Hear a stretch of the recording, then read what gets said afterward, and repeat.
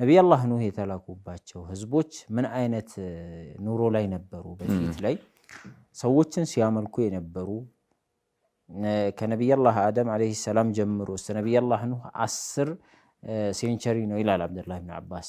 10 ትውልድ ማለት 10 ትውልድ 10 ክፍለ ዘመን ነው ይላል። ምን ያህል አመት ነው የሚለው በቅጡም ባይታወቅ ማለት ነው።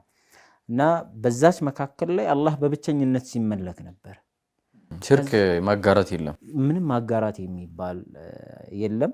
ከዛ 5 ሰዎች ከነዛ ህዝቦች መካከል በጣም ዓቢዶች ሳሊህ የሆኑ ሰዎች ነበሩ። እነዛም ወድ የሚባል አንደኛው የጉስ ይባላል፣ አንደኛው የዑቅ ይባላል፣ አንደኛው ነስርና እንዲሁም ደግሞ ሱዋዕ ናቸው። እነዚህ 5ቶቹ አላህን ሲያመልኩ የነበሩ ሰዎች ናቸው። ወደ አኽራ ሲጓዙ ኢብሊስ አላህ የሰው ጠላት ነው ብሎ የተናገረው ምን አላቸው? ወደ ሰዎቹ መጣና እነዚህ ሰዎች ሞተው ሊረሱ አይገባም። እነሱ ዒባዳ በሚያረጉበት ቦታ ላይ የነሱን ስዕል እናስቀምጥና እነሱም ባየን ቁጥር እንደነሱ ዒባዳ ላይ ለመጠንከር እንሞክራለን አለ።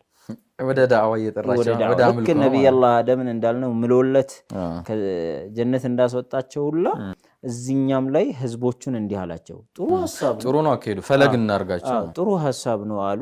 ሰዎቹም እሱ አርቆ ሐሳቢ ነው በነገራችን ላይ ያስቀምጠው ሌላ ፕላን አለው በኋላ። እዛ ሰዎቹ ማምለክ ጀመሩ አላህን። እንዳሉትም እነዚያን ሰዎች ሲያዩ በጣም ዒባዳ ላይ መጠንከር ጀመሩ። ከዛ እነሱን ሲያውቅ የነበረ ትውልድ በሙሉ አለቀ። ሲያልቅ አዲስ ትውልድ መጣ። ያ አዲስ ትውልድ ሲመጣ አባቶቻችሁ፣ አያቶቻችሁ፣ ቅድመ አያቶቻችሁ በሙሉ ሲያመልኩ የነበረው እነዚህን ነው አመልኩ ተባሉ። ከዛ ጌታችን ነው ብሎ የያዙት ስዕልን ነው። በዛው ቀጠሉበት። ነብይ አላህ ኑህ ተላኩ።